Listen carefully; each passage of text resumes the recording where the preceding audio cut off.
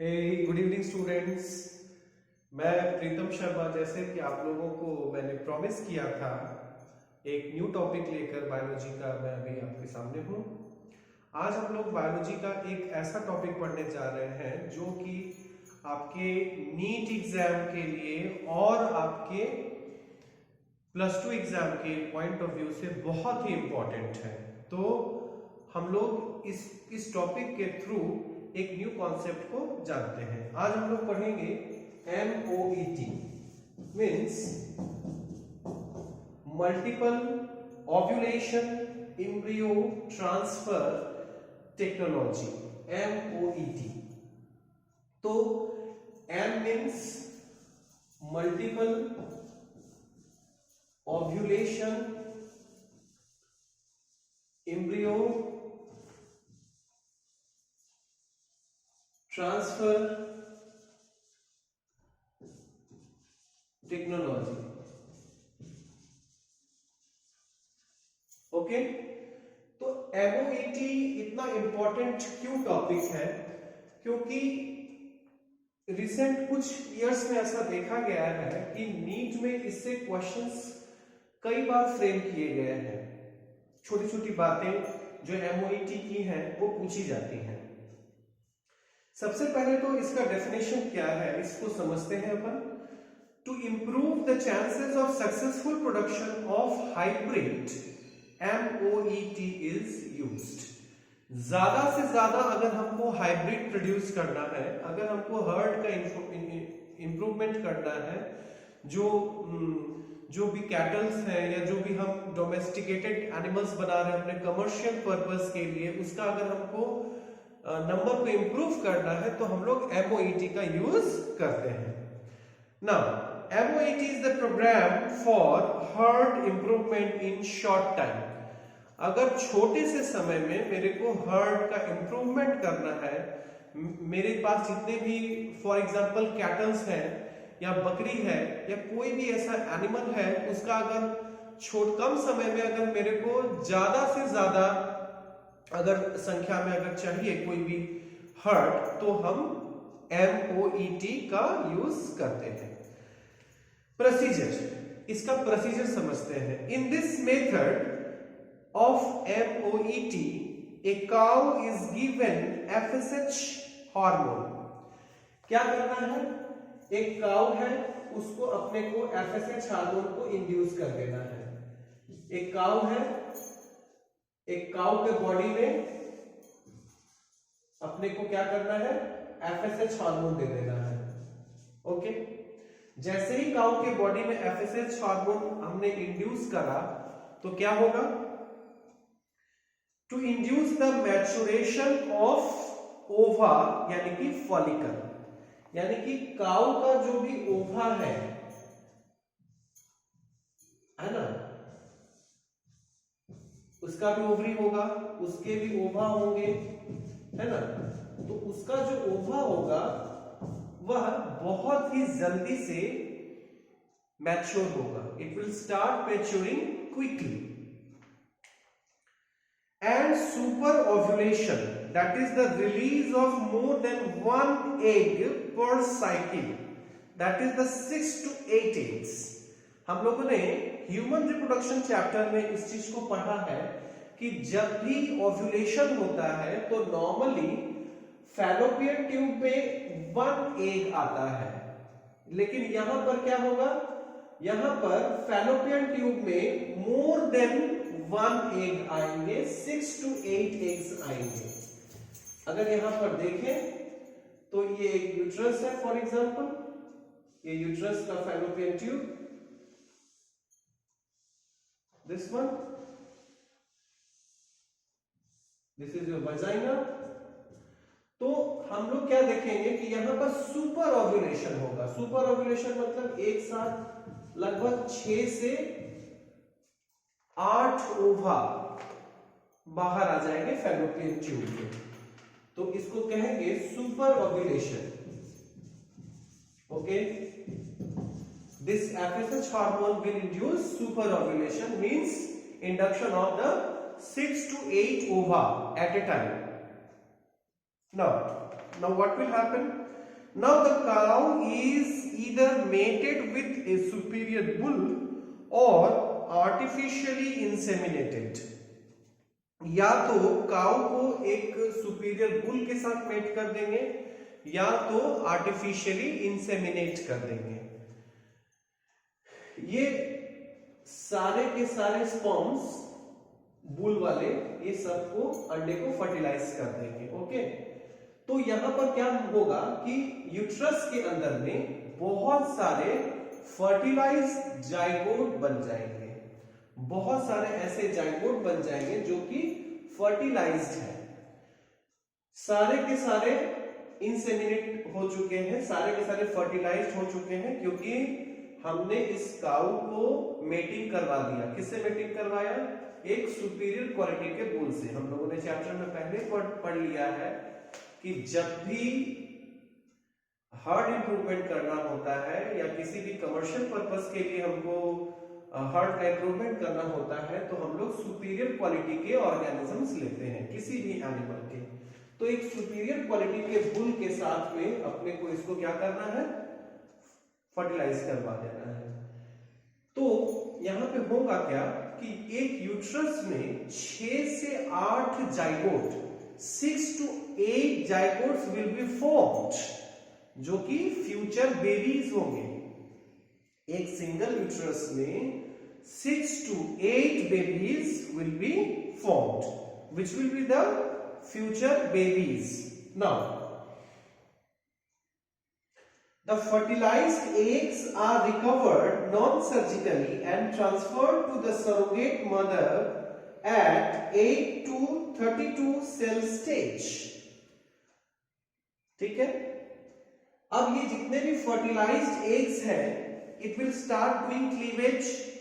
हम लोगों ने ये पढ़ा है रिप्रोडक्शन चैप्टर में कि जितने भी फर्टिलाइज्ड एग्स हैं वो सारे के सारे क्या होते हैं? क्लीवेज करते हैं, क्योंकि जाइगोट 2 सेल का होता है, फिर वो 4 सेल बनाते हैं, फिर 6 सेल, फिर 8 सेल, इस तरह से करके number of cell goes on increases. ठीक, तो जब एक जाइगोट का 8 से 32 सेल स्टेज पहुंचेगा, 8 सेल स्टेज मतलब 1 2 3 4 5 6 7 8, ये एक कंप्लीट जाइगोट है विथ 8 सेल स्टेज, या 32 तक भी। 32 सेल स्टेज बनाना यहां मुश्किल है, थोड़ा सा फिगर कंजेस्टेड हो जाएगा, मैं बड़ा सा जाइगोट बना दे रहा हूं। तो ये 32 सेल स्टेज जब 8 या 32 सेल्स बन जाएंगे तो इस जाइगोट को, ये जाइगोट है, ये फर्टिलाइज्ड एग है, इसको यहां से हम लोग रिकवर कर लेंगे, नॉन सर्जिकली बाहर निकाल लेंगे, यहां से बाहर निकालेंगे नॉन सर्जिकली। जो वैजाइनल ओपनिंग होगी उसी रास्ते से उसको बाहर निकाल लेना है, सर्जरी नहीं करना है, बिना कोई कट के इसको बाहर निकाल लेना है। Now the genetic mother is again used for the next round of superovulation by injecting FSH hormone. अब ये जो मदर काउ थी जिससे कि हम लोगों ने जाइगोट को बाहर निकाल लिया, आउट कर लिया, बाहर निकाल लिया, इस मदर काउ को वापस से हम कुछ दिनों के बाद फिर से FSH हार्मोन का इंजेक्शन दे देंगे और वो फिर से सुपर ओव्यूलेशन करने के लिए रेडी हो जाएगी, और फिर से उसके जितने भी अंडे हैं उसको फर्टिलाइज कर देंगे, या तो बुल से नेचुरली या तो आर्टिफिशियली उसको इंसेमिनेट करवा देंगे, और फिर उसकी 8 to 32 सेल स्टेज जब होगा तो उस सारे जाइगोट्स को बाहर निकाल लेंगे। अब ऐसा क्यों करते हैं? इसको बाहर निकाल के ये सारे के सारे जो जाइगोट्स हैं, इन सारे जाइगोट्स को डिफरेंट सरोगेट मदर में डाल देंगे, ऐसी काऊ में डाल देंगे जो पहले से प्रेग्नेंट नहीं थी। फॉर एग्जाम्पल कि मान लीजिए यहां पर एक काउ 1 है, एक काउ 2 है, एक काउ 3 है, इस तरह से 100। हर काउ में एक हम जाइगोट डाल देंगे उसके यूट्रस में। एक काउ 1 में जाइगोट, काउ 2 में जाइगोट, काउ 3 में जाइगोट। ओके, तो हर इंडिविजुअल काउ में एक एक जाइगोट हम लोग डालते चलेंगे, हर इंडिविजुअल काउ में। इस तरह से क्या होगा कि मुझे सुपीरियर क्वालिटी के काउ भी मिल जाएगा, क्योंकि ये जो मदर काउ थी ये सुपीरियर क्वालिटी की थी, this was superior quality cow. और यह मदर काउ का बेबी भी सुपीरियर होगा। इस जाइगोट को यूट्रस से, मदर काउ के यूट्रस से निकालकर हमने कोई भी नॉर्मल काउ में, सरोगेट काउ में मैंने डाल दिया। तो this process is MOET, multiple ovulation. Multiple ovulation, देखिए सुपर ओव्यूलेशन करवाया ना मैंने।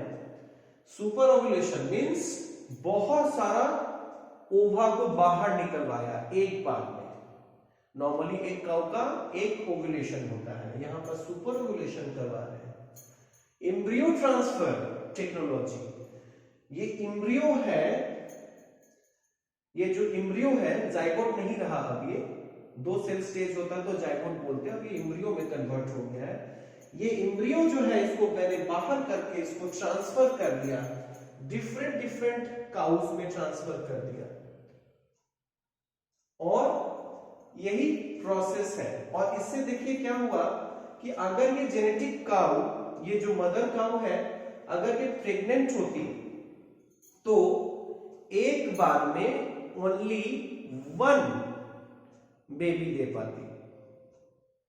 लेकिन अगर मेरे को कमर्शियल पर्पस के लिए कम समय में ज्यादा से ज्यादा बेबीज चाहिए, पैसा कमाना है, कमर्शियली पर्पस उसको यूज करना है, तो फिर इस प्रोसेस का यूज करेंगे और डिफरेंट डिफरेंट नॉर्मल काउस में एम्ब्रियो को ट्रांसफर कर देंगे। जब एम्ब्रियो को ट्रांसफर कर देंगे तो जल्दी से एम्ब्रियो उस सरोगेट मदर की यूट्रस में ग्रो करेंगे और फिर वो डिलीवरी हो जाएगी, जो भी स्टिपुलेटेड टाइम है उसमें।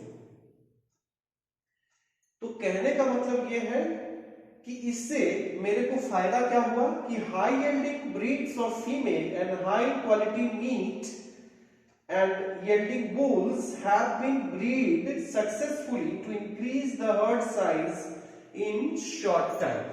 इससे फायदा ये हुआ कि जो high yielding variety of milk है ना, अगर हाई यील्डिंग मिल्क वाली जो काउ है, नॉर्मल प्रोसेस से तो मेरे को एक ही इसका बच्चा मिलता, लेकिन इस प्रोसेस से एक साथ में 6 बच्चे मिल सकते हैं। एक गिवन स्टिपुलेटेड टाइम वेट करने पर 6 काउ मिल सकते हैं, जो कि एक फार्मर के लिए या किसी भी कमर्शियल पर्पस वाले पीपल के लिए बहुत ही ज्यादा फायदेमंद है। तो इसीलिए हम लोग MOET करते हैं, और MOET बहुत ही एग्जाम के लिए जरूरी टॉपिक है। मैं फिर रिपीट कर दूं, जितने भी नीट एग्जाम्स हुए हैं उसके लिए ये एकदम धांसू वाला टॉपिक है, ये पूछेगा ही पूछेगा। CBSE क्लास 12 के एग्जाम में भी इसका फुल प्रोसीजर पूछ सकता है, प्लस आप लोग इसका फुल फॉर्म, ये इंपॉर्टेंट है, फुल फॉर्म इंपॉर्टेंट है, फुल फॉर्म पूछ सकता है। कई बार नीट में इसका फुल फॉर्म पूछा है, प्लस 2 एग्जाम्स में फुल फॉर्म पूछा है, या पूछा है कि कितना ओव्यूलेशन होता है, सुपर ओव्यूलेशन, तो बोलना 6 to 8 eggs, ये पूछा है, ये इंपॉर्टेंट है, इसको इंपॉर्टेंट कर लीजिए। या पूछता है कि कौन सा हार्मोन देते हैं, तो FSH हार्मोन देते हैं। और ठीक है, हाँ, ये पूछता है कि कितने सेल स्टेज में, एम्ब्रियो के कितने सेल स्टेज में इसको हम लोग बाहर निकालते हैं और किसी सरोगेट काउ में डालते हैं। स्टेज पूछता है तो 8 to 32 याद रखना, ये एक इंपॉर्टेंट है। फिर से इसमें स्टार मार्क कर लीजिए, इंपॉर्टेंट लिख लीजिए, ये एक इंपॉर्टेंट है। तो ये कुछ ऐसे 3-4 टॉपिक्स हैं जो कि मोस्ट इंपॉर्टेंट है इस टॉपिक में। इसको आप लोग नोट डाउन कर लीजिए। आई होप आपको ये समझ में आया हो आपके बोर्ड एग्जाम्स के लिए और आपके नीट एग्जाम्स के लिए। हम लोग फिर मिलेंगे अगले टॉपिक में। तब तक के लिए आप लोग पढ़ते रहिए, उसके लिए ऑल द बेस्ट। एग्जाम्स की बेहतर तैयारी करें। कुछ भी डाउट हो कमेंट में लिखकर बताएं और like and subscribe and share जरूर करें। Thank you so much.